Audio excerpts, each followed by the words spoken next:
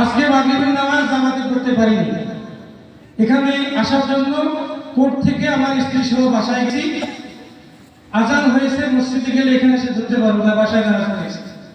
বাসায় নামাজ পড়ে এসে আমার মুন্সিবাহুল্লাহ জামে মসজিদ, আমার মসজিদ যেটা, এই মুন্সিবাহুল্লাহ জামে মসজিদে এসে ঈশার নামাজ ধরেছি। আমি এসে দেখি নামাজ দাঁড়িয়ে গেছে। তারপরে আমি আপনাদের কাছে এসেছি। আজকে কিন্তু আমি বক্তব্য দিতে পারবো না। কেন পারবো না জানেন? আমার দুই শিক্ষাকর্মী বসে আছে। ওস্তাদের সামনে কি ছাত্র বক্তব্য দিতে পারে? আর আল্লাহ রশিদ ভাই আছেন, ওনার বক্তব্য শোনার জন্য তো আমি নিজে হচ্ছি, আমি কি বক্তব্য দেব? তবে হ্যাঁ, প্রত্যেক ঈদগাতে আপনারা যারা আসেন, এই ঈদগাহ একজন আপনাদের মতো মুসল্লি হিসেবে আমার বক্তব্য আপনারা প্রায় শুনে থাকেন। আজকে আমার বক্তব্য শুনবো